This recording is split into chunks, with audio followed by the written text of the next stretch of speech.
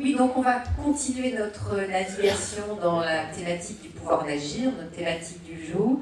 On va essayer de comprendre ce que c'est vraiment, comment ça se met en œuvre, comment on peut vraiment développer ce pouvoir d'agir, donc que ce soit pour les bénéficiaires des associations, pour les associations et aussi pour les fondations, parce qu'on va en parler aussi.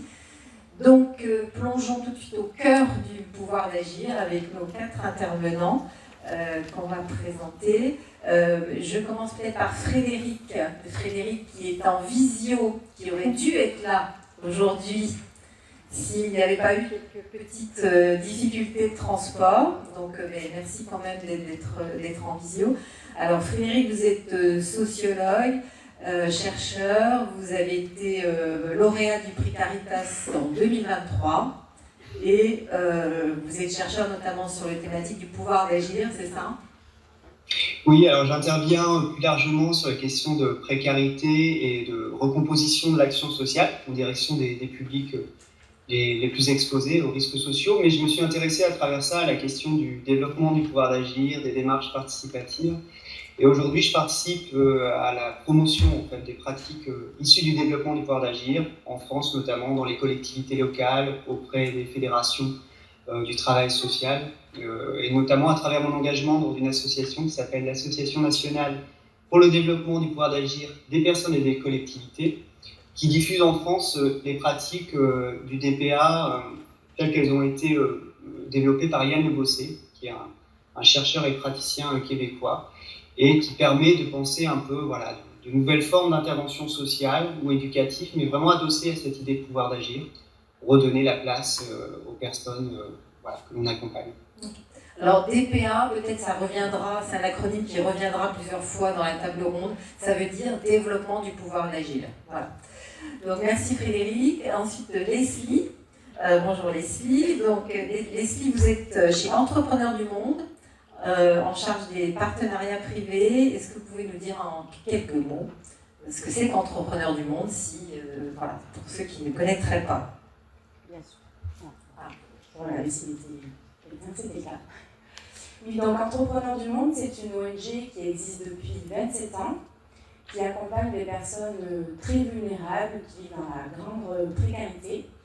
Nous les accompagnons à entreprendre, dans l'entrepreneuriat, et l'accès à des biens et services essentiels pour justement les mettre en capacité et leur permettre d'améliorer la condition de vie et celle de leur famille. Nous agissons dans 12 pays, essentiellement en Afrique subsaharienne, Asie du Sud-Est, Haïti, mais nous avons également aussi une action en France, notamment à Lyon. Merci Leslie.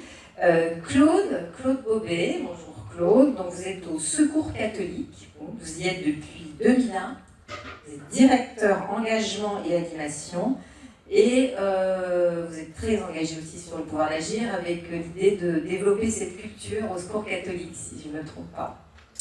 Oui, bonjour à tous, merci pour l'invitation aujourd'hui, merci pour le sujet aussi qui me passionne. La participation des personnes accompagnées, le renforcement du pouvoir d'agir, fait partie de la mission du Secours catholique. Parfois, on peut définir le Secours catholique comme une association de lutte contre la pauvreté. En fait, ça c'est le troisième axe de sa mission. Le Secours catholique a 3 axes dans sa mission. Le premier axe, c'est d'appeler toute personne à s'engager. Le deuxième axe, c'est développer le pouvoir d'agir des personnes. Et le troisième axe, c'est lutter contre les causes de la pauvreté. Donc, nous ne sommes pas là uniquement pour lutter pour les causes, on est là aussi pour que les personnes puissent se mettre debout. Merci Claude.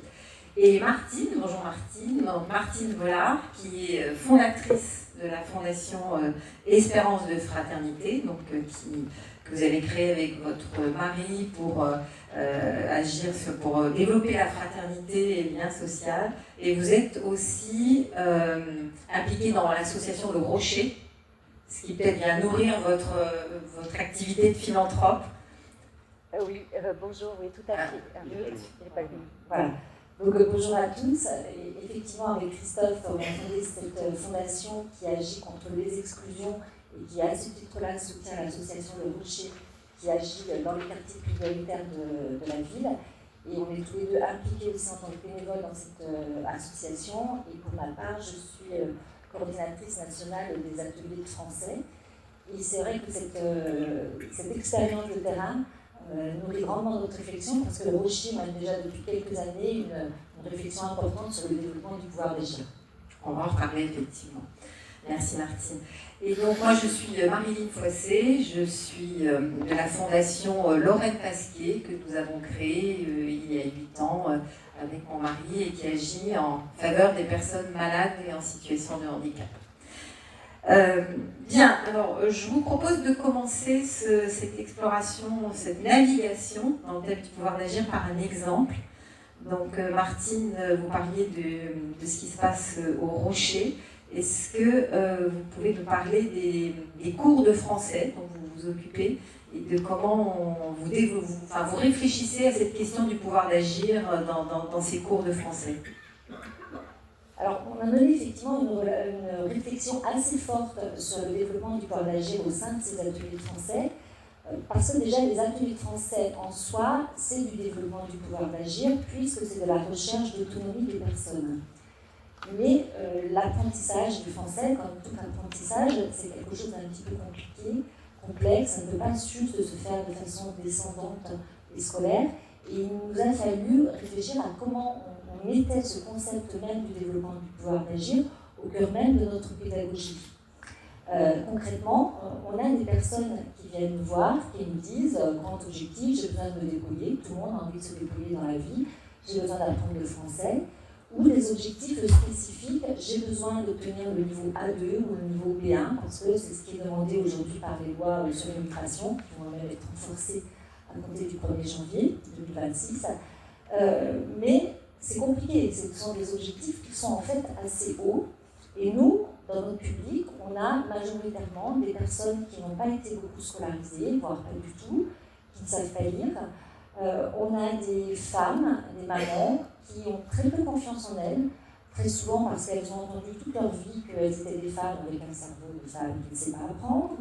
On a des mamans aussi avec beaucoup de contraintes familiales, des enfants, des gens qui ont des situations professionnelles aussi un petit peu compliquées. Et donc apprendre, développer leurs compétences vers les objectifs, c'est en fait assez difficile. Et le risque, c'est le découragement, l'échec et le découragement pour eux, mais aussi pour nous, les bénévoles, les animateurs qui les accompagnent, avec un risque aussi un petit peu de jugement, de se dire en fait, ils n'ont pas très envie, ils ne sont pas très motivés, ils n'y mettent pas vraiment les efforts qu'il faudrait, enfin voilà, des jugements un petit peu négatifs comme ça, et nous aussi un petit peu de baisser les bras. Et donc on s'est dit que vraiment les accompagner vers les apprentissages, c'était réfléchir à ce qui freinait ces apprentissages, et en particulier les liens qu'ils pouvaient avoir, pour redéfinir déjà plus précisément avec eux, c'est quoi ton besoin aujourd'hui, là, maintenant, vers quoi, quelle est la prochaine étape. D'abord, avant d'aller vers le bien, il y a quoi avant, quelle est la prochaine étape, qu'est-ce qu'on peut lever comme frein pour aller vers cette étape-là, et comme ça, pas à pas, progresser vers l'objectif d'autonomie. Par exemple, beaucoup des personnes, leur premier problème, c'est d'être régulier en cours. Il y a beaucoup d'absentéisme, il y a beaucoup de freins à la présence. Donc, première étape, on va essayer de voir comment la personne peut déjà être présente. Donc, on le voit, en fait, le développement du pouvoir d'agir, pour nous, ça veut dire, dans notre pédagogie, d'être sur un processus d'accompagnement qui va donc être long, qui va prendre du temps et qui va nécessiter une vigilance permanente pour nous.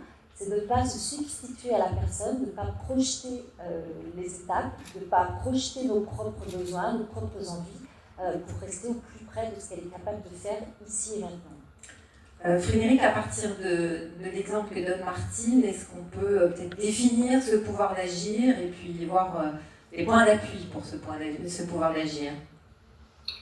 Oui, bien sûr. Alors, il y a différentes acceptions du pouvoir d'agir. Peut-être on y reviendra au cours de la table ronde. Moi, il me semble, en tout cas, le point d'appui sur lequel je me fonde, c'est celui de Yann Le Bosset, et c'est cette idée de dire que le pouvoir d'agir, c'est un processus qui permet à des personnes d'accéder ensemble ou séparément à un plus grand contrôle en fait, sur leur existence, sur ce qui compte pour elles. Et voilà, donc c'est vraiment l'idée, c'est ce qu'a soulevé un peu Martine à travers l'exemple du Rocher, c'est cette idée qu'en fait on ne développe pas le pouvoir d'agir contre les personnes ou pour elles, mais que nécessairement le premier point d'appui, c'est que démarche de développement du pouvoir d'agir va nécessairement partir des aspirations de la personne, de là où est-ce qu'elle veut aller, de la représentation qu'elle se fait, de sa difficulté, de son envie de changement. Ça, c'est vraiment un point très très important parce qu'aujourd'hui, dans l'action sociale, les publics en situation de précarité sont en lien avec des institutions, des politiques publiques qui ne sont pas forcément adossées à cette lecture-là et où le changement, où le besoin en fait, de régler les difficultés est souvent prescrit par des dispositifs, par des politiques sociales. Donc, un des points d'appui très importants si on veut vraiment pouvoir développer le pouvoir d'agir, c'est effectivement, comme ça a été soulevé, partir des personnes, de leur acception des changements à opérer et de leurs besoins tels qu'elles se formulent. Ça, c'est le premier point. Le second, c'est aussi de considérer que, contrairement à certaines pratiques en fait, d'accompagnement, certes, le pouvoir d'agir peut aboutir à des solutions très concrètes sur des difficultés sociales, sur voilà, l'accès à des services, mais au-delà de ça, ce que cible le pouvoir d'agir, c'est les obstacles à l'action. Et ce qui empêche une personne en fait, de se mettre en mouvement pour essayer de transformer son existence à partir de ce qui est important pour elle. Donc ça déplace en quelque sorte un petit peu les logiques d'accompagnement, les logiques d'aide, en essayant vraiment d'identifier qu'est-ce qui empêche en fait, de se mettre en mouvement. Voilà, on change un petit peu de cible en quelque sorte sur l'accompagnement. Et puis, troisième point qu'on va retrouver dans différentes approches du développement du pouvoir d'agir, moi je parle de celle de Yann Le Bossé, mais il en existe d'autres, c'est vraiment cette idée effectivement de participation et de penser les conditions de la participation ou les conditions du pouvoir d'agir. C'est là aussi ce qui vient d'être soulevé à travers l'exemple de Martine. C'est, voilà, on n'est pas tous à égalité face au développement du pouvoir d'agir. Et si on ne prend pas en compte les contraintes qui s'exercent sur les personnes, sur les groupes, dans leur capacité à participer ou à se saisir voilà, des accompagnements, des offres qu'on peut leur proposer, eh bien on risque à nouveau de les confronter à l'échec et à un sentiment d'impuissance. Donc développer le pouvoir d'agir, c'est prendre au sérieux le fait qu'on n'est pas tous à égalité face à cette question du pouvoir d'agir et que si on veut vraiment permettre au public de participer, de s'engager, d'accéder à des espaces de décision ou de co-élaboration, eh bien, il faut aussi penser les conditions qui rendent cela possible à partir de là où elles en sont. Donc c'est effectivement lever les freins, avoir les conditions, des vraies conditions pour une participation des personnes et pour qu'elles puissent exprimer vraiment la situation où elles sont et les besoins qu'elles ont. C'est ça. Est-ce que vous pouvez nous dire un peu où on en est de ce concept, peut-être en France, enfin, est-ce qu'on en parle beaucoup effectivement, mais voilà, où en est ce concept en France? Alors, l'idée de pouvoir d'agir, ça vient du terme anglo-saxon empowerment, et en fait, il y a différentes lectures du pouvoir d'agir. Je peux en citer 2 ou 3. Il y a une lecture qui est un peu plus radicale ou conflictuelle, qui est celle de dire, voilà, on va développer le pouvoir d'agir, on va conquérir du pouvoir décisionnel. Donc, l'idée, c'est de faire descendre le pouvoir des structures vers les individus ou les collectifs, dans une logique qui peut être un peu conflictuelle, qui serait de dire, ben voilà, il y a des antagonismes sociaux dans la société, donc il s'agit de faire redescendre le pouvoir en bas. Il y a des pratiques qui s'adossent à cette lecture-là aux États-Unis, notamment l'organisation communautaire ou le community organizing, qui existe dans le champ du travail social, mais qui est très peu développé chez nous pour des raisons historiques. C'est que notre modèle en fait de classe sociale s'adosse plutôt à l'idée de cohésion. Donc, on essaye en fait de faire avec les populations. On a un développement du pouvoir d'agir. Alors, je ne sais pas si on peut dire pouvoir d'agir, mais c'est plutôt la participation qui a été développée dans les politiques publiques. Et parfois, il y a un peu une confusion entre les deux, c'est-à-dire qu'on pense faire du pouvoir d'agir quand on mobilise la participation des personnes. Or, chez nous, la participation, elle a aussi parfois pris une coloration un peu libérale, au sens de transfert de responsabilité de l'État vers les individus en situation de précarité. Et là, il y a un risque à considérer dans la manière dont on se saisit aujourd'hui du pouvoir d'agir. Il ne faudrait pas qu'on imagine que le pouvoir d'agir, c'est rendre responsables les individus de leur situation. Un transfert de responsabilité, quoi, en fait, vers les personnes. C'est ça. Et là, effectivement, dans la manière dont on s'en saisit actuellement dans l'action publique, il y a un point de vigilance à avoir. C'est-à-dire cette catégorie, en ce moment, est vraiment promue voilà, dans les politiques sociales, dans les appels d'offres. Et je pense qu'il faut être vigilant à ce qu'elle reste très connectée à son idéal, en fait, qui est de vraiment redonner aux personnes les moyens d'agir sur ce qui compte pour elles.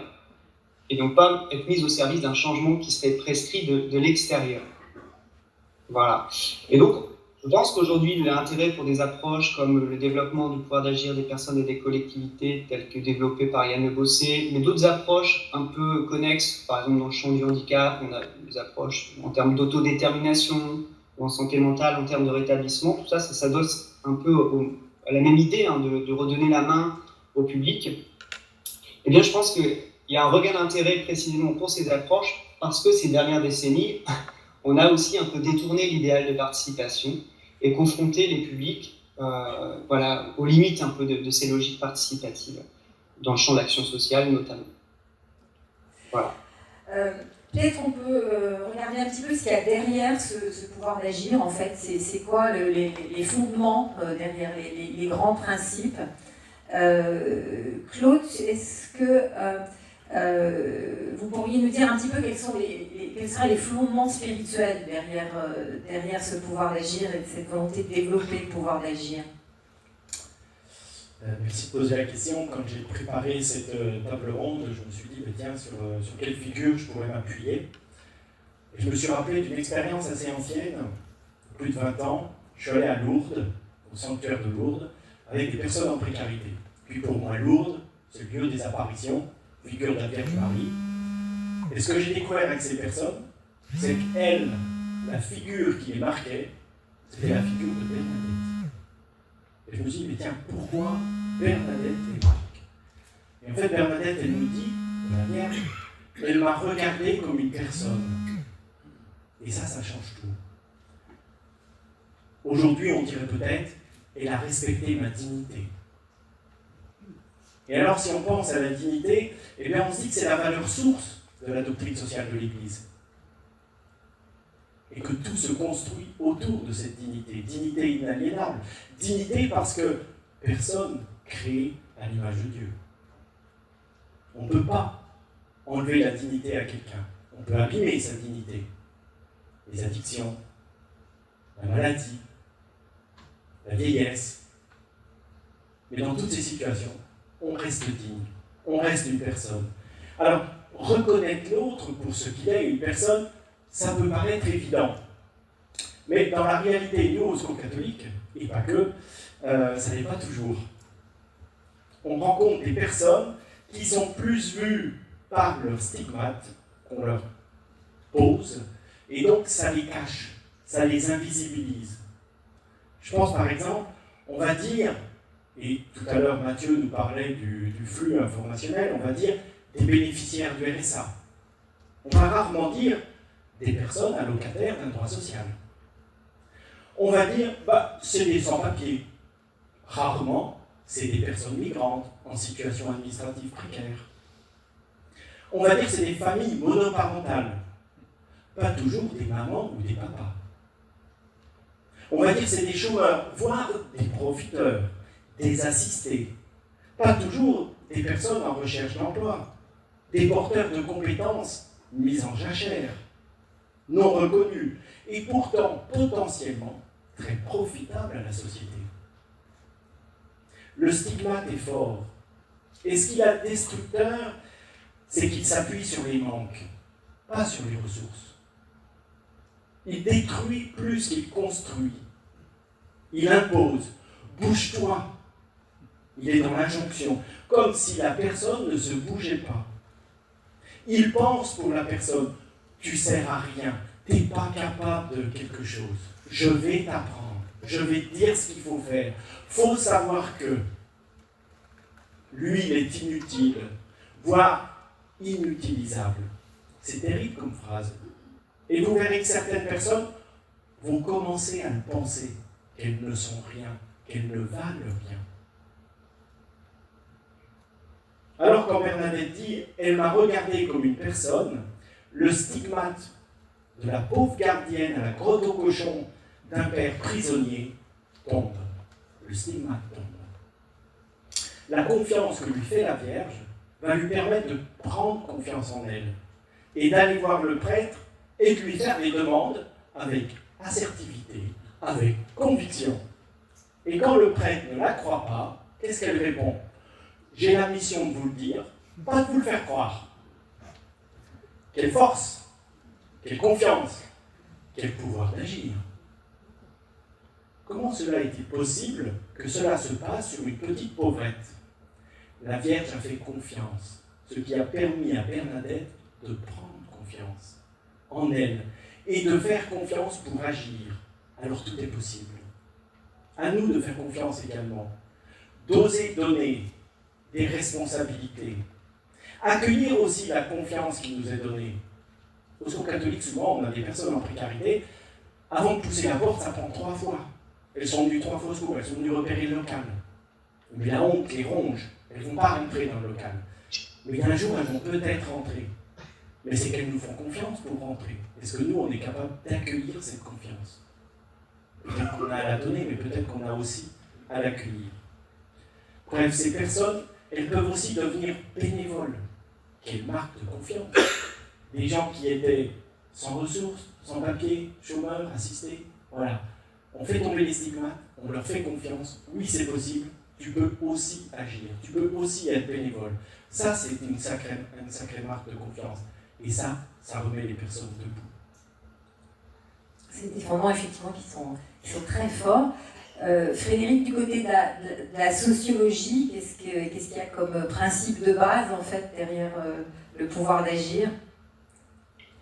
Il y a cette idée qu'effectivement, dans le travail social, ça a été exprimé un peu en filigrane. En fait, on intervient à partir de catégories qui sont assez abstraites, qui ne reconnaissent pas forcément l'individualité des personnes, c'est-à-dire voilà, le stigmate du RSA, le stigmate de la personne en situation de handicap, et on intervient avec l'idée que voilà, on a des individus dont on ne prend pas nécessairement compte des singularités.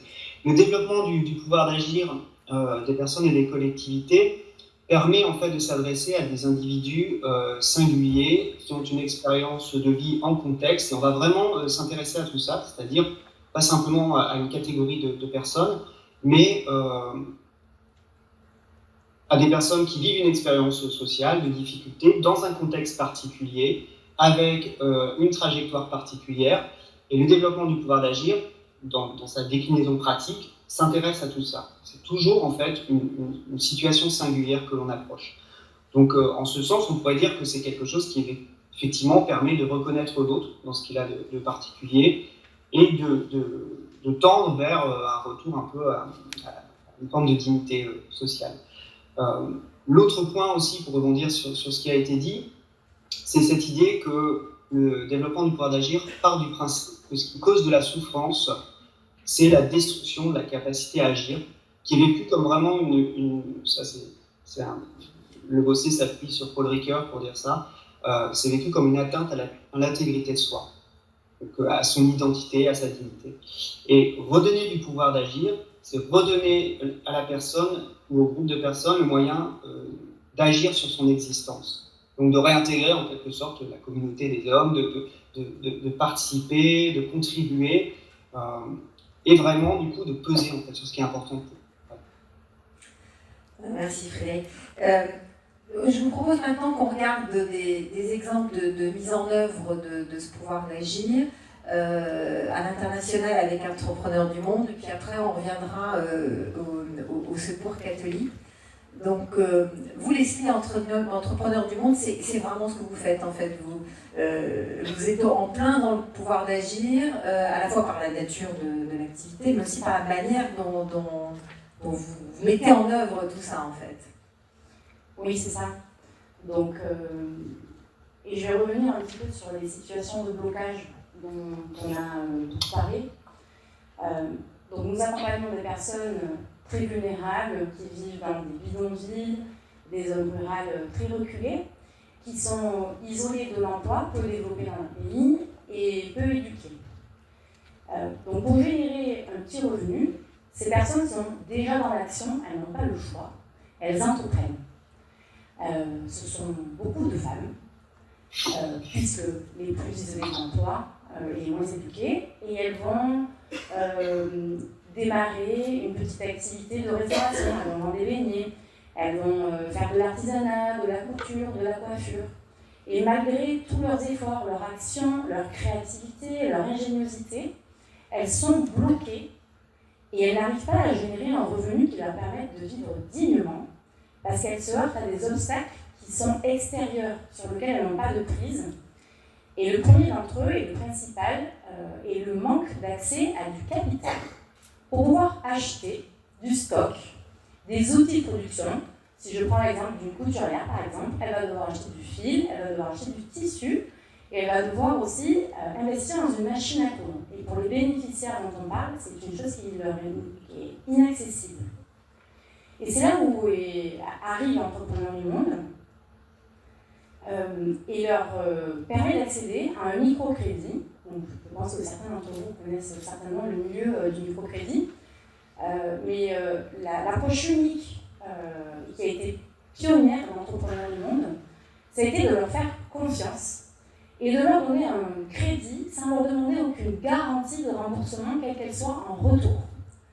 Un pari fou, et qui justement, je trouve aussi, fait pas mal écho à ce qui a été dit dans la conférence tout à l'heure, sur le fait d'avoir un rêve et de faire confiance et de ne pas se référer aux conventions. Et ce crédit, aujourd'hui, nous permet de toucher les plus pauvres qui sont exclus de la microfinance classique et vont permettre à ces hommes et ces femmes de pouvoir justement développer leur activité génératrice de revenus. Et puis il y a également d'autres leviers de mise en capacité d'agir qui sont très importants, qui ont déjà été cités. C'est également la formation. Donc on permet à ces hommes et ces femmes de se former sur le développement d'une activité génératrice de revenus, comment je gère un stock, comment je calcule mon prix de vente. Mais il y a aussi également des causeries, des sensibilisations sur leurs problématiques d'ordre social. L'idée étant de les faire monter en compétences. Ça, c'est un vrai aussi levier pour pouvoir agir. Et comme vous le disiez très justement, pour faire cela aussi, il faut agir au niveau de la pédagogie. Et cette capacité d'agir, elle est pensée au niveau de la pédagogie. Donc c'est leur proposer des formations qui peuvent leur permettre vraiment de s'approprier les connaissances transmises. On parle à des personnes analphabètes, donc les supports sont imagés, on est dans une méthodologie de discussion, de groupe, de partage d'expériences qui n'est pas du tout descendant et qui leur permet vraiment de s'approprier les concepts, avec des cas pratiques. Et aussi cette manière d'enseigner les choses, elle leur permet de gagner en confiance. Et ça, c'est aussi un levier énorme sur la capacité d'agir. On voit ces personnes qui n'étaient pas regardées, qui, au fur et à mesure, lèvent la tête et prennent la parole et s'expriment sur leurs difficultés et comprennent qu'elles ont aussi toutes les ressources pour pouvoir améliorer leurs revenus et les conditions de vie de leur famille. Le dernier levier d'action, et qui est aussi propre à l'entrepreneur du monde, c'est la manière dont nous avons justement de mettre en place nos actions au profit de ces personnes. Nous allons créer des structures locales qui vont devenir des entreprises sociales. Nous allons staffer d'une équipe locale, donc une équipe sénégalaise, une équipe guinéenne, une équipe vietnamienne. Et ce sont ces équipes locales qui vont accompagner les personnes vulnérables de leur communauté dans l'entrepreneuriat. Et ceci, c'est à plein bénéfice sur la mise en capacité d'agir. Déjà parce qu'elles sont, les personnes locales, sont issues des communautés des bénéficiaires et sont très proches de leurs besoins. Et donc justement, on s'assure aussi de leur proposer des services et des solutions qui répondent vraiment à leurs besoins, à leurs problèmes. Mais aussi parce que nous accompagnons cette équipe locale et cette structure locale vers l'autonomie opérationnelle et l'autonomie économique. Et ça, c'est vraiment la singularité de l'entrepreneur du monde. C'est que nous incubons ces structures locales, ces entreprises sociales locales vers l'autonomie. Elles doivent trouver un modèle économique pour autofinancer leur travail social. L'idée, c'est qu'elles génèrent des revenus suffisants pour absorber leurs charges. Donc par exemple, on va prendre un taux d'intérêt qui permet de rémunérer tout le travail, l'accompagnement social, la formation, etc. Ça permet à la structure locale d'être en vraie capacité d'agir de manière pérenne, de proposer des actions pérennes auprès des communautés qu'elle accompagne. Et je trouve aussi que ça répond un peu à un défi aujourd'hui que nous avons, qui est le financement de toutes ces actions sociales et réinventer un nouveau monde. Et donc aussi, quand on parlait dans la conférence tout à l'heure de période de recherche active, de créativité, Entrepreneurs du Monde est complètement aussi dans ce mécanisme-là où en fait on a une très forte mission sociale et on cherche aussi à utiliser les ressources économiques, les modèles financiers économiques au service du social. Voilà, et puis pour finir, notre volet international, pour rejoindre l'introduction, c'est que de fait, les acteurs de la solidarité internationale sont dans le collectif, dans la construction multi-acteurs. Et ça aussi, c'est un énorme levier de la mise en capacité et aujourd'hui de l'adaptation et la mise en œuvre de nouveaux modèles. Voilà. Merci Leslie. Claude, vous, au Secours catholique, vous avez aussi travaillé cet aspect un peu collectif du pouvoir d'agir en développant des instances autour de ce pouvoir d'agir. Oui, on a créé ce qu'on appelle le CAN, le Conseil d'animation nationale. Donc on a un conseil d'administration, comme toutes les associations, et à côté de ce conseil d'administration, on avait une instance nationale consultative constituée uniquement de gouvernants, des bénévoles issus des bureaux de délégation, ainsi que des cadres du siège. Et puis en avançant, on avait un nouveau projet national en 2015, et puis on a dit, en fait, les savoirs des personnes peuvent créer des connaissances nouvelles. On s'est dit, mais comment ça peut s'incarner aussi dans notre gouvernance?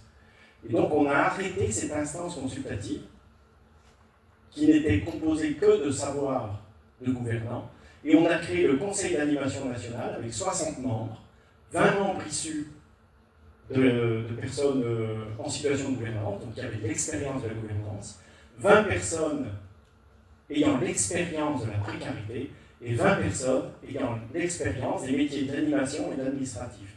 Et on s'est dit, tiens, en créant cette instance, on va aller chercher des savoirs qu'on ne va pas chercher habituellement. Et en faisant ça, on donne reconnaissance aux savoirs des expériences qui sont au cœur de l'action quotidienne du Secours catholique. Donc ce conseil, et on a donné à ce conseil une mission, c'est d'aider le conseil d'administration à mettre en œuvre notre projet. On a bossé pendant 2 ans, là on vient de finir un cycle. On fait des cycles de 2 ans, on se réunit 2 fois 4 jours par an. C'est un gros travail, parce que c'est du travail en mode tous acteurs, il faut réunir des gens un peu partout en France. On fait face à des difficultés inattendues. J'en prends une qui me vient là à l'esprit. Marcel, elle est d'Orne. Quand elle arrive à Paris, elle a peur des escalators. Donc s'il n'y a pas quelqu'un pour l'accompagner à monter l'escalator, elle ne peut pas venir au CAN. Donc il faut trouver des solutions. Voilà. Donc ça mobilise énormément de choses. Aujourd'hui, Marcel, elle prend l'escalator, il n'y a plus de soucis. Mais ça, on ne le savait pas au départ. Donc on découvre énormément de choses quand on fait ça. Donc reconnaître chaque expérience de vie comme porteuse d'un savoir. Et chaque savoir porteur d'une connaissance nouvelle. Quand il est confronté, modifié par sa rencontre avec les autres savoirs. Donc ce qu'on fait aussi dans ce Conseil d'animation nationale, c'est qu'on fait des groupes de pairs, PAIR. On pose une question. Par exemple, on pose la question, c'est quoi l'écologie juste et fraternelle aujourd'hui en France? On pose ça à des personnes en précarité, on pose ça à des animateurs, on pose ça à des gouvernants. Alors les gouvernants, waouh, capacité de réflexion immense. Et donc ils sortent des choses incroyables. Et après, on met les gens dans la salle, on les met par groupe de pairs, et alors les personnes en précarité disent, nous on n'a rien compris à ce que vous dites. Okay. Donc, ça veut dire que peut-être dans la société, quand on parle de transition écologique juste, en fait on n'est pas compris, parce que c'est les sachants qui parlent. Mais il y a peut-être d'autres sachants qui ont des choses à dire. Et les personnes en précarité, par contre, par exemple, elles nous ont dit, mais nous l'écologie, ça nous met en colère. Parce qu'on nous dit qu'il faut aussi, qu'il faut faire ci. Mais nous on le fait déjà, c'est une contrainte. Et nous, on pense qu'il y a peut-être des gens qui polluent plus d'autres, et ça serait intéressant qu'on se pose la question. Il y a peut-être des territoires qui polluent plus que d'autres, et ça serait intéressant qu'on pose la question. Alors là, d'un seul coup, les gouvernements se sont dit, oula, ça pose des questions, là, ça va être compliqué. Donc, vous voyez, quand vous travaillez avec des gens qui ont des savoirs différents, ça apporte un nouveau savoir, de nouvelles conséquences. Et faire ça, c'est un signe concret, c'est un signe fort. Au plus haut de l'institution, la parole des personnes qui ont l'expérience de la précarité est prise en compte. Donc, je me rappelle de Jean-Luc, il nous vient du Mans, et la première session du CAN, parce que les mandats au CAN, c'est 2 ans renouvelables une fois. Et à la fin du premier CAN, Jean-Luc, il s'est levé au bilan du CAN, puis il a dit « Merci ». On lui a dit « Jean-Luc, pourquoi tu dis merci ?» Parce que là, ma parole est entendue. Et il dit « J'ai l'impression que ma parole est même attendue ». Ça nous a marqué. Voilà. Donc ça nous encourage à continuer. Et en quoi ça renforce les capacités d'agir? En quoi ça renforce le pouvoir d'agir? C'est que ça, comme je vous disais tout à l'heure, quand les personnes vous donnent leur confiance et que vous l'accueillez, elles prennent confiance. Et là, elles vont commencer à dire des choses. Et bien ce fameux Jean-Luc Dumont, à la dernière session, il nous a dit « Bon, c'est bien, là, on a réfléchi écologie pour le Secours catholique, mais vous, au siège à Paris, là, vous faites quoi sur l'écologie ?» Alors, les acteurs du siège étaient présents, on s'est senti interpellés. Et donc de là est né un groupe Église verte, au siège du Secours catholique. Et là, on a été labellisés cette année. Alors, on est au premier niveau, on a encore beaucoup de progrès à faire, mais voilà, faites confiance, donnez place, vous allez voir que le pouvoir d'agir va se développer et qu'il y a des choses qui vont changer. Merci Claude. Je vous propose maintenant qu'on regarde, qu'on prenne le point de vue des fondations, des fondations que nous sommes. Martine, en tant que fondatrice, c'est quoi pour vous le développement du pouvoir d'agir en tant que fondation? Qu'est-ce que vous donneriez comme conseil aux fondations pour vraiment favoriser ce pouvoir d'agir? Alors, vous voyez, avec tout ce qu'on a entendu, ça montre vraiment que le développement du pouvoir d'agir, ça percute vraiment nos schémas de fondateurs. Quand on est fondateur, on a envie d'être utile, on a envie que l'argent que l'on donne soit utile et bien utilisé. Ça peut conduire à un jeu un petit peu dangereux qui est de favoriser du court terme, du projet cadré avec des indicateurs qu'on a définis à l'avance, qu'on a maîtrisés, des étapes qu'on connaît. Or, le développement du pouvoir d'agir, ça va surtout nous donner des fruits inattendus, pas exactement comme on l'aurait voulu en fait. Et je vais prendre un exemple qui là pour le coup me vient de mon expérience au Rocher. On a travaillé, j'ai eu une expérience il n'y a pas longtemps avec une ville d'Île-de-France où on a une antenne. Et cette ville voulait monter un forum de citoyenneté pour les apprenants en français. Donc ils nous ont proposé au Rocher, dans une démarche participative, de co-construire avec eux ce forum. Et là j'arrive à cette réunion, et déjà première surprise, tout était déjà un peu ficelé. La première chose qui était fixée, c'était la date, un mercredi après-midi, alors que la plupart de nos apprenants sont des mamans avec enfants, mais on m'explique que c'était le seul moment où c'était disponible et que la ville elle était disponible à ce moment-là. Donc c'était surtout les contraintes de la ville et pas trop celles des personnes avec qui ça s'adressait. Et deuxièmement, la ville voulait favoriser l'intégration, donc transmettre des choses sur le savoir vivre en France. Et ils avaient déjà un petit peu ficelé tous les ateliers, alors un atelier sur les valeurs de la République, un atelier sur l'histoire de la Révolution française, un atelier sur les symboles de la République, enfin c'était très descendant. Et là, en entendant ça, je me dis, et puis bien sûr, ce qu'ils nous demandaient, c'était d'amener du monde, d'amener nos habitants qu'on connaissait. Parce que c'était l'objectif, c'est qu'il y ait beaucoup de monde. Et là, moi je leur dis, en fait, nous, comment on va faire pour amener des mamans un mercredi? Et la citoyenneté, je ne sais même pas si elles savent ce que ça veut dire. Est-ce que ça va les intéresser de venir? Donc première chose que je vous propose, c'est que nous, parce qu'on a une démarche justement sur le développement du pouvoir d'agir au Rocher, on va commencer par aller voir tous nos groupes de Français pour leur en parler, déjà leur expliquer ce que ça veut dire, la citoyenneté, s'assurer que tout le monde a bien à peu près compris le concept, et voir si elles aimeraient venir, ces personnes, et pourquoi, et de quoi elles auraient envie de parler.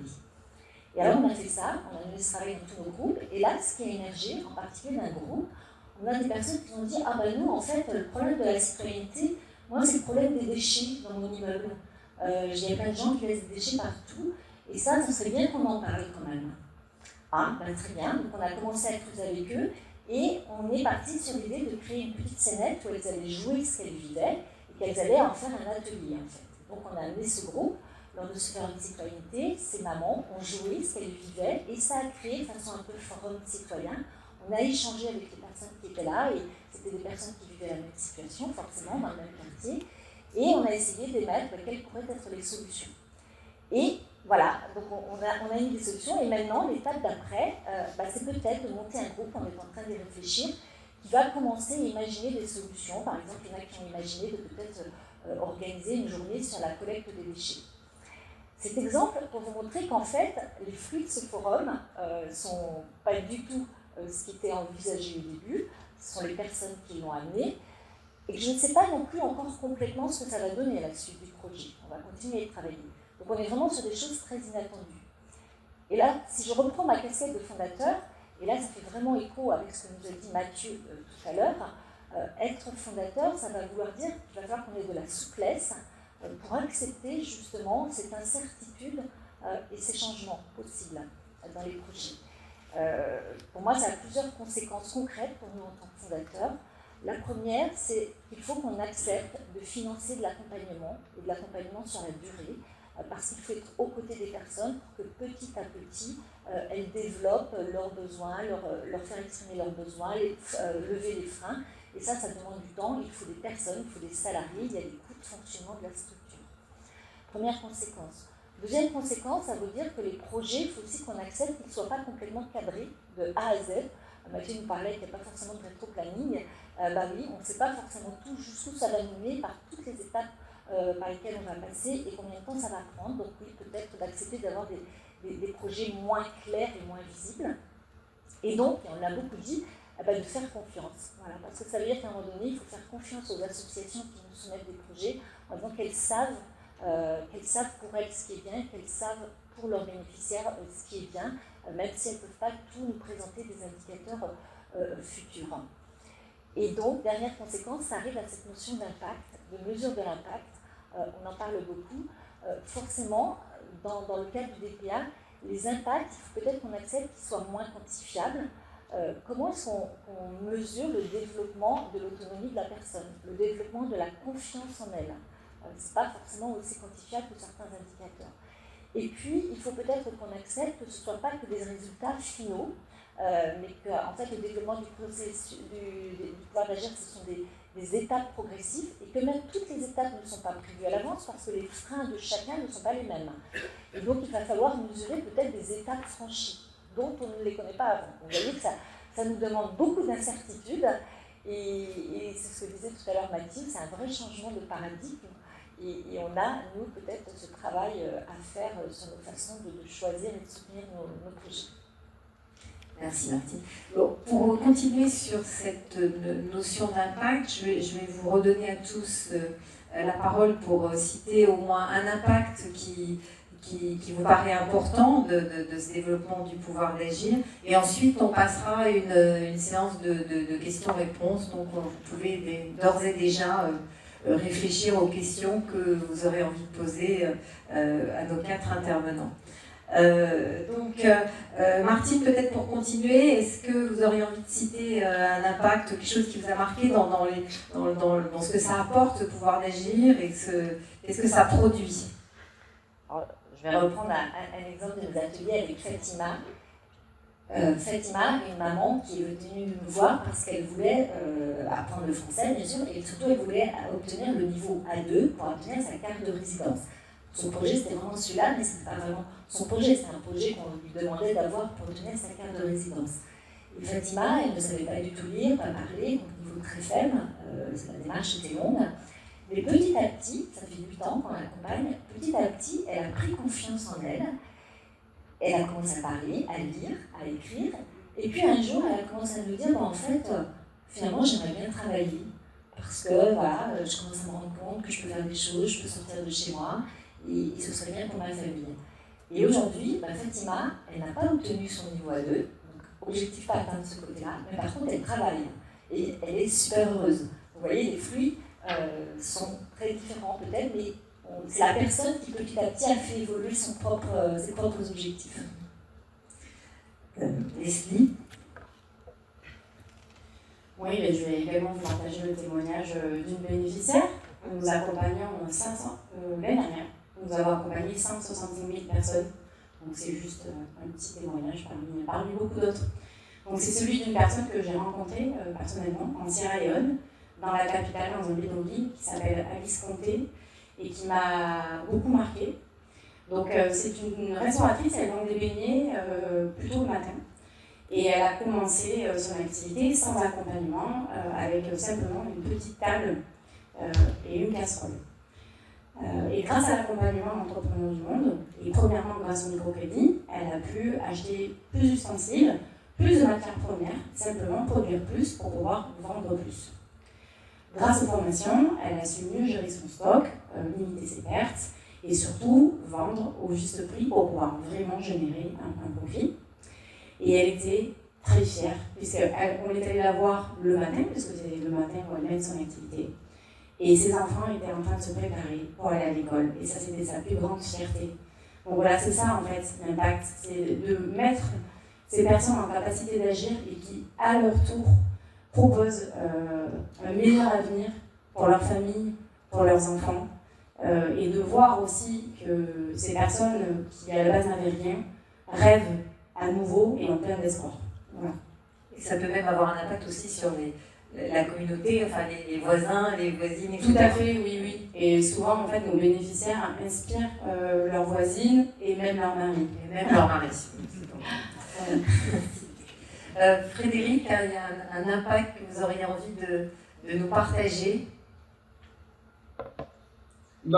Beaucoup a déjà été dit à travers vos expériences respectives, mais c'est cette idée de laisser la place à d'autres savoirs, enfin, l'idée vraiment de faire émerger des choses du côté de l'expérience des personnes, de participer à la reconnaissance. Et ce que vous décrivez, c'est que ça a des effets bien au-delà en fait, de l'objet même de ce qu'on travaille avec le pouvoir d'agir. Ce que je note aussi, c'est à quel point ça peut transformer aussi le rapport en fait, entre les bénéficiaires, les personnes, et les collectifs qui les accompagnent, les institutions, les associations, les fondations. Et ça pose aussi des questions pour nous. Enfin, c'est comment on retravaille aussi au niveau de nos modes de gouvernance, nos façons d'accompagner, avec ce pouvoir d'agir qui émerge du côté des bénéficiaires. Donc ça, c'est aussi un enjeu démocratique, d'émancipation qui est intéressant à considérer. Ça transforme aussi la société quelque part, c'est ça que vous dites. Il y a un Ça effet pourrait au-delà des personnes, ça pourrait. Voilà, effectivement. Merci Frédéric. Et Claude, alors, qu'est-ce que ça produit tout ça au Secours catholique? Je vais vous prendre un exemple issu du Conseil d'animation nationale, où les personnes nous disent beaucoup que le CAN les a fait grandir, le CAN leur a donné confiance, parce qu'elles ont été envisagées. Et Dolly, c'est une maman qui habite un quartier populaire, et la dernière session d'un cycle du CAN, on fait un peu une relecture du CAN, on fait un bilan des 2 ans, et puis à ce moment du bilan, elle s'est levée, et elle nous a fait un témoignage qui nous a beaucoup émus. Elle a dit alors que toute ma vie, j'ai existé pour les autres. J'étais la femme de, la mère de, la sœur de. J'ai appris ici que j'existe, que je suis une personne, que j'ai une identité. Je suis moi. Des beaux mots de la fin, très beaux mots de la fin de notre table ronde. Et ben je vous propose qu'on passe aux questions.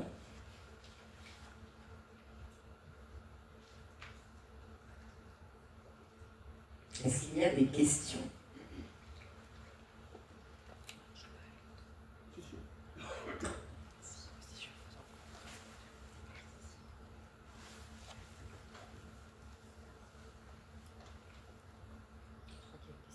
Une question au milieu.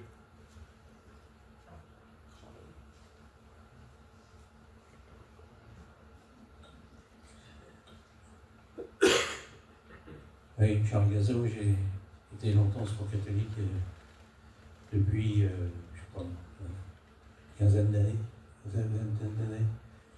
Et à ce moment-là, il y avait les 3 axes. Il y en avait un qui était donner la parole et la place aux pauvres. Je ne sais pas s'il y en a qui s'en souviennent. Et ça a toujours guidé ma vie sociale et communautaire, on peut dire, et surtout vis-à-vis des plus pauvres.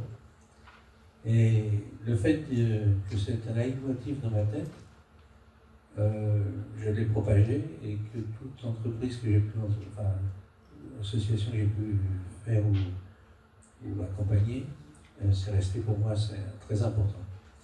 Et très important parce que non seulement je l'ai dit, mais en voyant le résultat sur des personnes, c'est vraiment très encourageant parce qu'en fin de compte, quand on va parler des stigmates, enfin, on ne dit plus effectivement, enfin, ça libère les personnes et cette libération leur permet d'agir.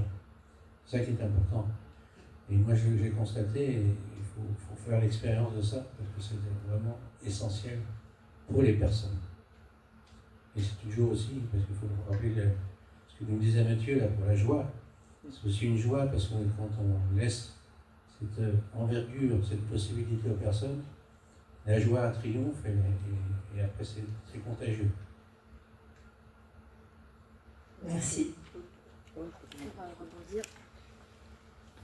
Oui, un petit rebond. Merci Charles. C'est vrai qu'au Secours catholique, il y a une époque où on disait il ne faut pas faire pour, il faut faire avec. Puis aujourd'hui, on dit il faut faire à partir d'eux. Et puis maintenant, on est peut-être dans un 3e moment où on dit en fait, il faut articuler les 3. Peut-être que parfois, il faut faire pour. Parfois, on va pouvoir faire avec. Et parfois, on va pouvoir faire à partir d'eux. Donc parfois, les gens ils vont plutôt être agents de notre charité. Parfois, on va être acteurs, tous ensemble, on va dire tous acteurs. Et puis peut-être que parfois, on va réussir à ce que les personnes elles soient autrices, elles soient auteurs.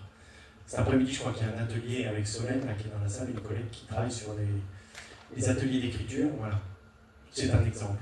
Ce que je voulais dire aussi, c'est que dans cette articulation des 3, c'est quand on est dans une urgence sociale, mais ça peut être aussi une urgence climatique, mais bien sûr qu'on va prendre en charge les personnes, on va faire pour, et il n'y a aucun souci là-dedans. Mais quand on est dans une autre situation qui est peut-être plus de l'accompagnement, et bien peut-être qu'on ne va pas faire de la prise en charge, mais peut-être qu'on va faire de la prise en considération. Et souvent, il y a un curseur entre les deux, en fonction de la situation des personnes, en fonction de l'environnement, en fonction des collectifs. Et ça, c'est quelque chose qu'on doit mesurer. Et se dire, bah, tiens, où est-ce que j'en suis? Est-ce que là, je suis trop dans la prise en charge? Je ne permets pas à la personne de pouvoir s'éclore, au collectif de pouvoir éclore. Ou, ah tiens, c'est le moment de la prise en considération. Ils vont pouvoir s'envoler. Comment je fais pour que leurs ressources puissent se développer, que leurs talents puissent être pris en compte? Et là, vous allez voir, c'est merveilleux. Il y a beaucoup de joie.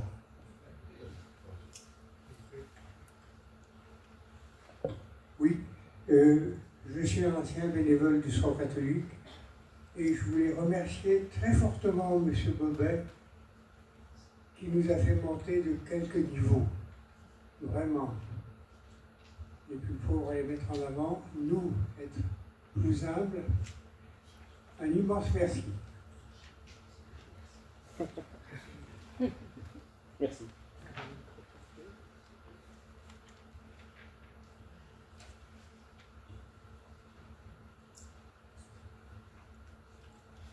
C'est pas vraiment une question, c'est d'abord un merci, effectivement, pour ces belles choses que nous construisons ensemble, c'est quand même fantastique. Je voudrais donner un témoignage qui est un peu hors cadre, mais peut-être pas finalement, dans nos monastères. J'ai voyagé beaucoup à travers le monde et j'ai vu des monastères en voie de développement, enfin dans des pays émergents, où la barre était mise très haute, c'est-à-dire qu'on disait on ne veut pas de novices sans le bac, par exemple, ou choses comme ça. Et j'ai vu, et c'est quelque part légitime dans le sens où nous ne pouvons pas dans un monastère financer la scolarité des étudiants, quoi. On leur demande de rester en dehors du monastère le temps d'avoir un certain niveau intellectuel. Mais j'ai vu aussi, à plusieurs reprises, des jeunes vocations qui ne rentrent pas du tout dans ce schéma, mais qui, pour un don artistique, un don de compréhension de l'électricité, un don au niveau plantation ou autre, qui ont vraiment sauvé leur communauté au niveau économique. Donc ça veut dire que, ce que j'ai entendu ici, on met en valeur les talents à tous les niveaux et dans toutes les structures. Et grâce à Dieu, il y a des personnalités qui arrivent à franchir les mailles et à sauver leur communauté par leur talent qui, à leur entrée, n'était absolument pas reconnu.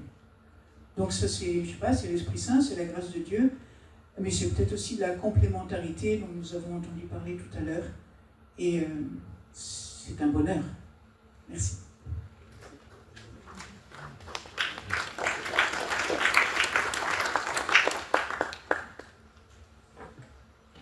Je pense qu'on peut prendre encore une intervention ou une question. Je pense qu'on a encore le temps.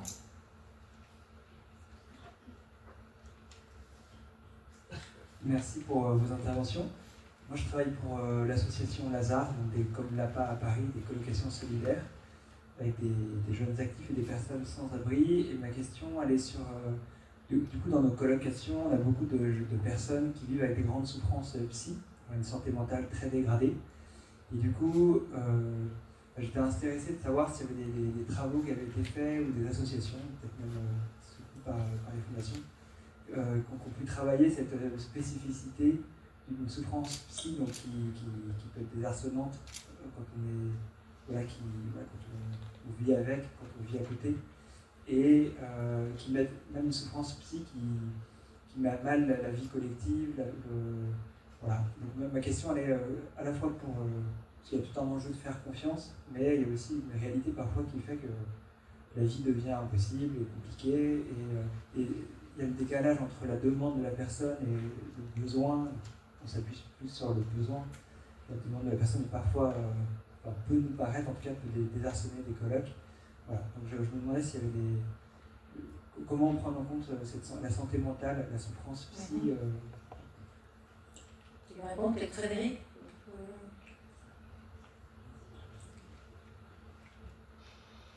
Alors en fait, il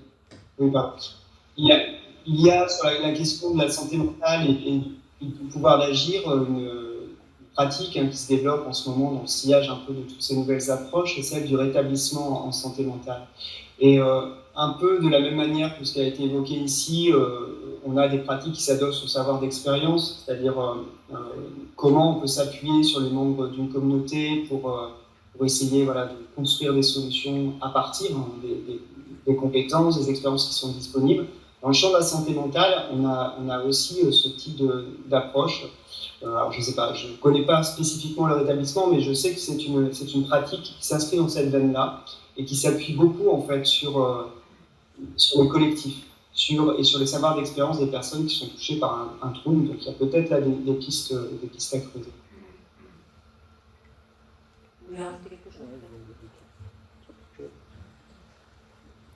Je suis vraiment pas spécialiste de la question, mais nous, voilà comment on essaye de prendre ces éléments que tu dis, Victor, parce que c'est très présent, de fait.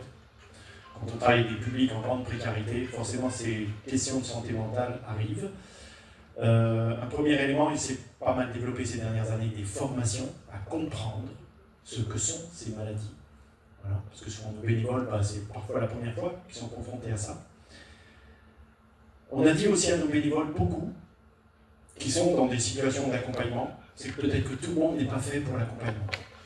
Donc si vous rencontrez des difficultés, il y a d'autres bénévolats au Secours catholique qu'uniquement celui d'être accompagné. Le troisième élément, on a dit aussi à nos équipes locales, quand elles étaient dans des situations difficiles, c'est peut-être pas la bonne activité. Peut-être qu'on n'est pas bien situé pour faire ça. Donc parfois, orienté ailleurs. Voilà ce que je pourrais dire. J'ai un troisième point, mais j'ai oublié. Jean-Marie. Ça me fait penser à tout ce qui est la démarche de père aidance. Et je sais qu'on a vu dans les projets soumis à la Fondation ces derniers temps, par exemple, des sur la question de la traduction. Beaucoup de personnes qui sont en hébergement ou autres, qui doivent faire leur démarche, ont besoin d'être accompagnés, et il y a des vrais problèmes d'avoir une traduction juste de ces personnes. Et je sais qu'un des projets que l'on a soutenu en lien avec une université, c'est la création d'un DU, d'un diplôme universitaire, qui permet à des personnes qui ont vécu la situation de l'exil, qui ont commencé un peu spontanément à être bénévoles, à aider les autres ou quoi, à reconnaître cette capacité, puis à les accompagner pour leur donner vraiment un cadre méthodologique, théorique. Et ces personnes aujourd'hui deviennent des professionnels qui sont reconnus, salariés et nécessaires dans les structures. Donc ça, je trouve, c'est assez intéressant comme démarche. Et j'étais content qu'à la Fondation, on vienne nous chercher au tout début en nous disant on a une expérimentation, on pense qu'il faudrait faire un DU, mais voilà, est-ce que vous pourriez nous aider? Je sais que la Fondation a aidé à démarrer ce DU. Voilà, c'est un exemple parmi d'autres. Le point est revenu. Le point d'attention, c'est l'attention au nombre. Parfois dans nos actions, on est très content quand il y a plus de monde. Mais en fait, on perd en fraternité, on perd en agilité, on perd en capacité d'accompagnement. Et donc assez souvent, quand une équipe locale, il commence à y avoir trop de bénévoles, trop de personnes qu'on accueille, on dit c'est peut-être le temps d'en faire deux. Voilà.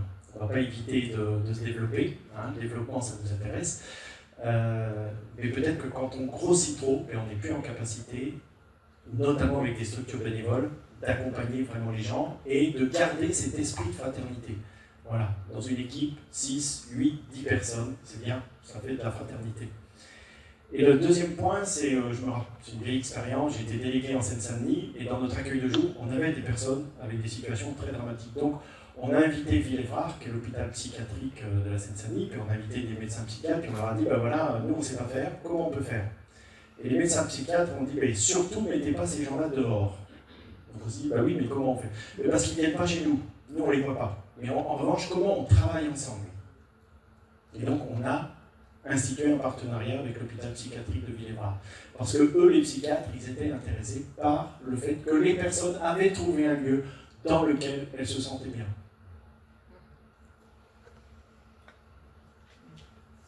Je pense qu'il faut qu'on s'arrête là, c'est ça? On clôture cette table ronde. Je crois que l'horaire, nous sommes arrivés au bout de notre horaire. Un grand merci à vous quatre pour tout ce que vous nous avez partagé. Merci beaucoup. Merci.